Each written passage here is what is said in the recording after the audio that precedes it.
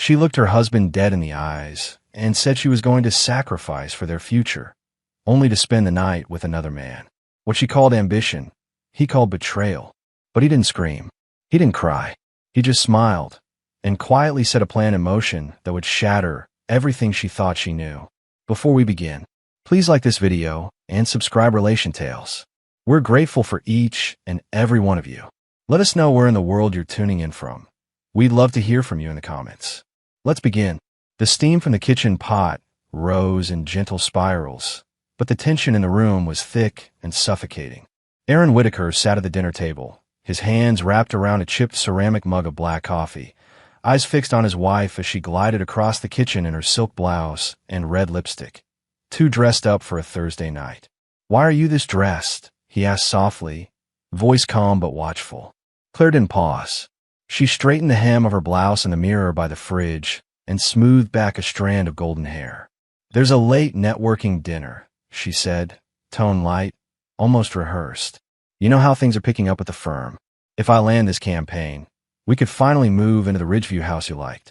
Aaron tilted his head. "And you have to go alone?" She finally turned to face him, cool eyes, perfectly composed. "Yes, because this client isn't a group kind of man. He's particular, private." Aaron didn't say anything, just sipped the coffee. Let the silence ask the questions he wouldn't voice. Claire rolled her eyes. "Aaron, this isn't what you're thinking. It's strategy, politics, influence." She leaned over, placing her manicured hand over his. "I'm doing this for both of us." She left a soft kiss on his cheek. It was the same kind of kiss she used to give him before leaving for work 5 years ago, back when love was effortless. Tonight, it tasted different, like manipulation.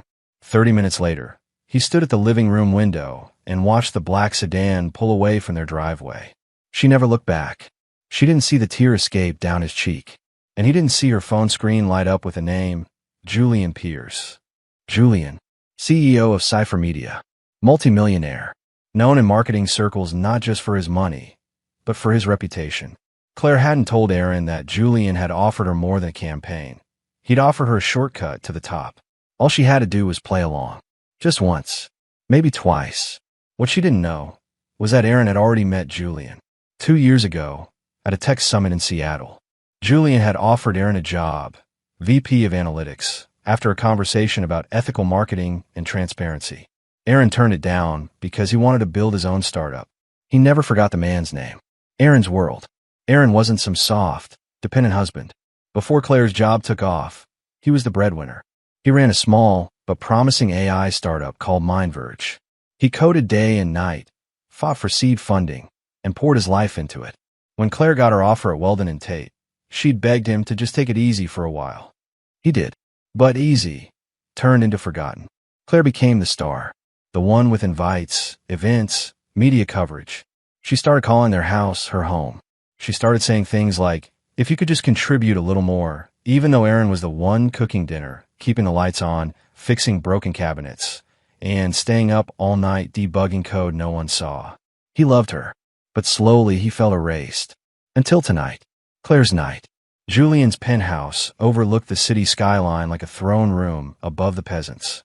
Claire stood on the balcony, champagne in hand, watching the city lights blur. She was nervous, but she had come too far to back out. "Relax," Julian said from behind, voice low. "You've earned this opportunity. You're smart, ambitious, willing to go the extra mile." Claire forced a smile.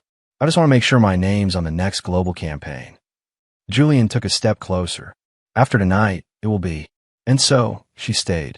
Aaron's awakening. Back home, Aaron didn't sleep. He sat on the couch, opened his laptop, and typed 2 words into the search bar, Julian Pierce. As page after page unfolded, something in Aaron hardened. This wasn't just betrayal. This was humiliation. And something inside him, the old fire from his startup days, roared back to life. Aaron began drafting an email. Then 2. Then 10. Then he pulled out a dusty manila folder from his office drawer. The one labeled MindVerge, Dormant Assets. Because what Claire didn't know was that her underachieving husband had quietly retained proprietary rights to a software algorithm that Julian's company just happened to be acquiring under the table next quarter. The timing couldn't be more perfect. Aaron whispered to himself as he typed a final line into his spreadsheet. Let's see how far you're willing to climb once I pull the ladder. Morning light flooded the kitchen as Claire walked in, heels in one hand, phone in the other, sunglasses hiding the lack of sleep and conscience on her face. Aaron was at the stove making eggs, calm, steady, as if nothing had happened. Didn't expect you to be up, she said, voice tight, rehearsed. He didn't turn. I couldn't sleep. A flicker of something crossed her face. Guilt. No. She brushed it off. I sealed the deal, she said, sliding onto the bar stool. He's given me the full campaign. I'm going to be leading the East Coast launch. Congrats, Aaron said, placing a plate in front of her without meeting her eyes. She stared at him. That's it. Aaron finally looked up. What do you want me to say, Claire? That I'm proud of what you had to do. Her fork paused midair. You don't understand. This is how the game works. Men do it all the time. Sacrifices have to be made. Not at the cost of dignity, he said quietly. Claire stood, shoving the plate aside. I didn't cheat. I invested. There's a difference. Aaron said nothing, but his silence wasn't surrender. It was calculation. Aaron's plan. Over the next few weeks, Aaron lived a double life. By day, he played the same role, supportive husband, silent observer.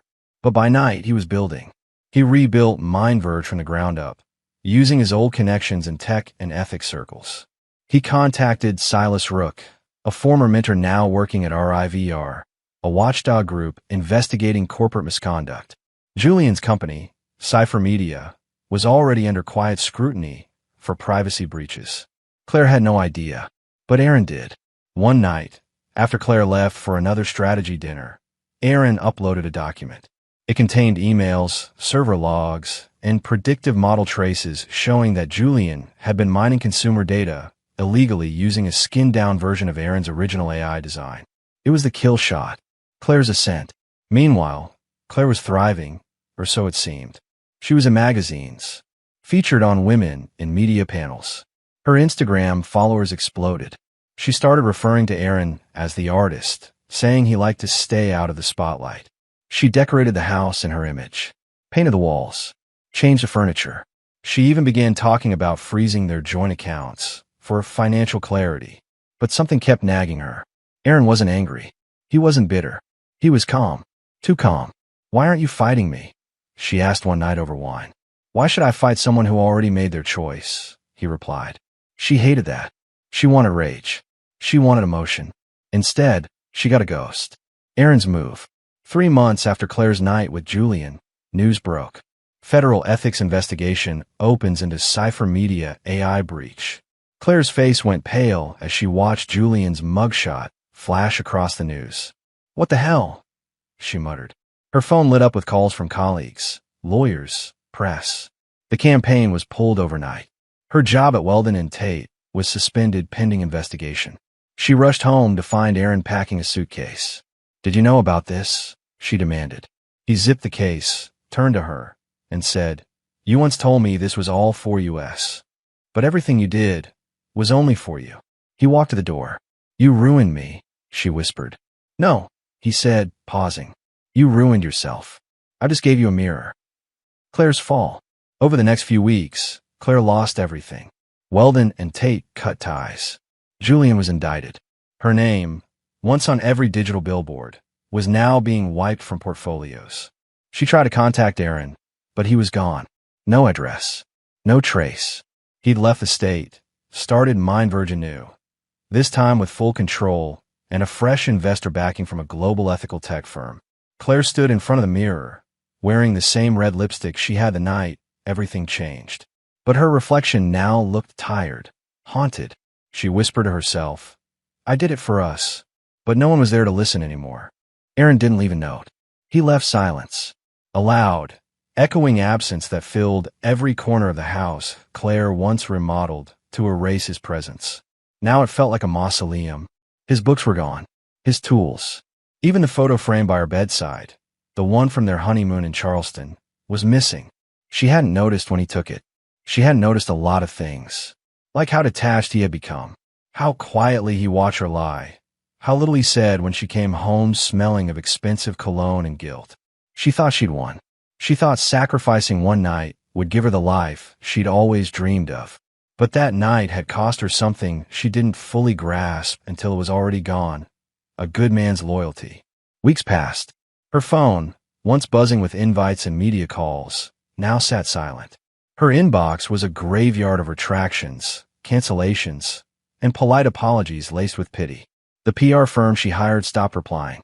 Weldon and Tate released a cold, precise statement distancing themselves from both her and the Julian Pierce scandal. Claire tried to do damage control. She called in favors. Even tried to sell a story to the press claiming she was manipulated by Julian. No one cared. She tried calling Aaron again. Straight to voicemail. What haunted her most was not that he was angry, but that he had become indifferent. Indifference was worse than hate. At least hate meant he still felt something. But this, it was as though she never existed in his world at all. One night, sitting in the living room with nothing but the soft buzz of the fridge in the background, she finally opened the USB drive he'd left on the coffee table before disappearing. It was labeled simply, Truth. Inside her files, spreadsheets, documents, a full dossier. It showed Julian's usage of Aaron's proprietary algorithm, illegally integrated into Cypher's platform without licensing. It had timestamps, server logs, private email conversations between executives. Claire's hand trembled.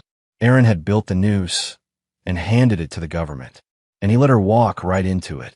She wasn't collateral damage. She was complicit. She realized then that Aaron never yelled. He never begged.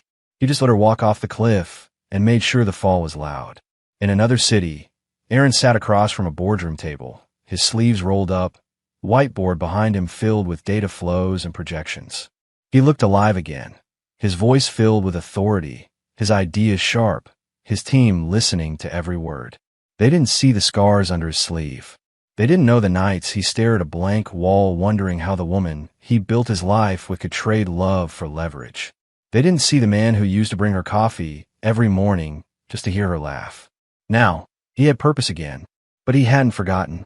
Back at her end, Claire pawned her jewelry to pay her mortgage. She applied for PR gigs and was met with polite no's. Her name was toxic in every major firm. Her reputation burnt beyond repair. She moved into a smaller apartment on the edge of town. Quiet. Forgotten. She'd scroll through social media and see Aaron sometimes, featured in articles on ethical tech, smiling beside bright young engineers, speaking on conference stages she once dreamed of standing on. She sent one last message. Just a single line. I never thought you'd leave me like that. No reply. But a week later, a letter came. Typed. Neat. Clean. You didn't lose me, Claire. You gave me away. And I just accepted what you handed over.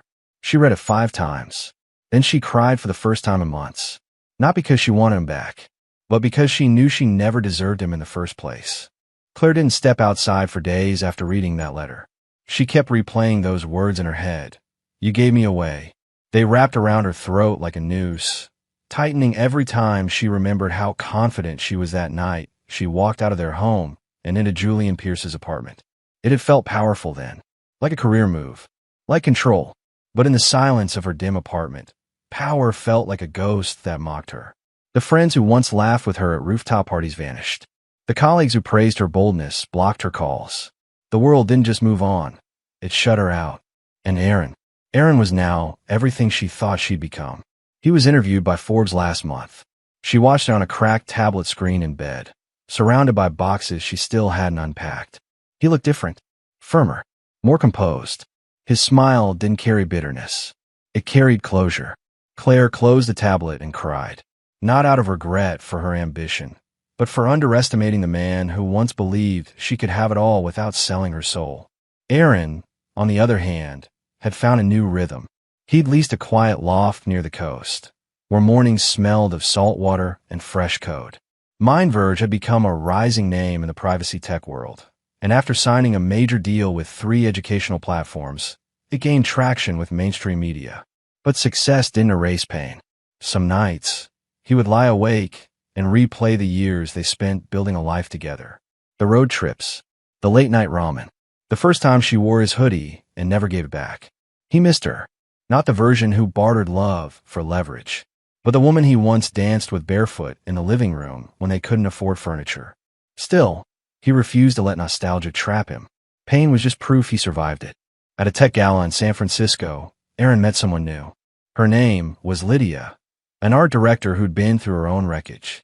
They spoke over whiskey sours, traded scars, and for the first time in a long time, Aaron laughed without pretending.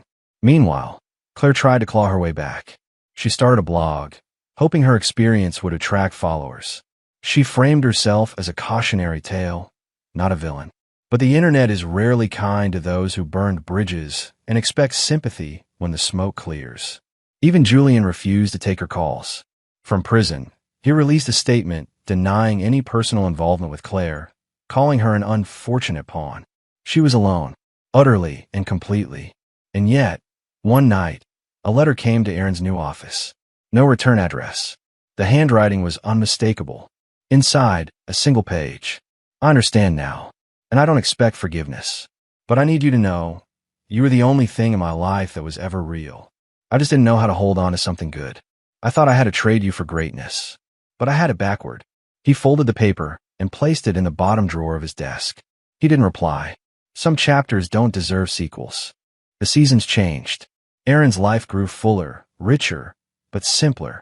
His days began before sunrise, filled with product meetings, investor calls, and long coding sessions where silence was a sanctuary. Lydia was still around, steady, quiet, never intrusive. She never asked about the past, though Aaron suspected she knew. He appreciated that. With her, he didn't need to explain the silence between conversations. She filled it with presence, not pressure. But sometimes, in moments between thoughts, Claire's name would flicker through his mind like a distant storm warning. He didn't chase the memory.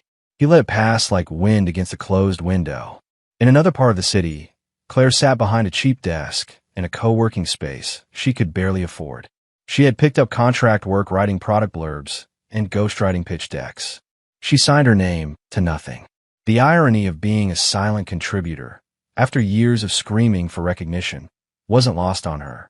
She avoided mirrors now, not because she hated her reflection, but because she didn't recognize the woman staring back.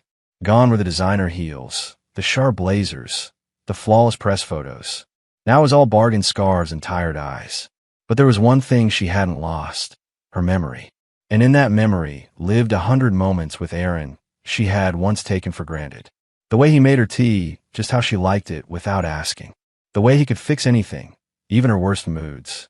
How he once said, "It's not your ambition I fear. It's what you'll leave behind to feed it." She had scoffed then. Now, she knew what he meant. One cold January morning, Claire received an invite to a mid-tier marketing event in Portland. It wasn't glamorous, but it was something. She packed a modest bag, took a bus instead of a flight, and stayed in a rented room above a cafe. She practiced her pitch in the mirror. She still had her voice. That, at least, no one had taken from her. The event was smaller than she expected. Folding chairs, plastic name badges. But at the center of the stage, on the list of keynote guests, was a name she hadn't seen on paper in months. Aaron Whitaker, founder, MindVerge. Claire's breath caught. She hadn't known he would be there. She debated leaving. She didn't. When he walked onto the stage, the room fell quiet. He spoke with ease, calm, assured. His words weren't flashy, but they were honest, and the audience leaned into every sentence. She watched, clutching her notepad like a shield. After the talk, as the crowd gathered around him, Claire stood in the corner, unnoticed, until he looked up and saw her. Their eyes met across the room, and in that split second, something passed between them. Unspoken, sharp, and deep. She looked away first. Aaron didn't approach her. He didn't wave. He simply turned back to the man speaking beside him and nodded. Later that night, Claire sat alone in the cafe below her rental. She stirred her lukewarm coffee, trying not to cry into it. She knew now, this wasn't a story where she came back and won him over. This wasn't redemption. This was the part where she lived with her choices. The next morning, Aaron received an anonymous donation receipt in his email. It was a modest amount, $5,000, to a Women in Tech scholarship fund he had helped create months ago. The name on the donation form? Anonymous. But the note attached read, "For the girls still climbing, without compromise." He knew, and he smiled, not out of joy, but something close to closure.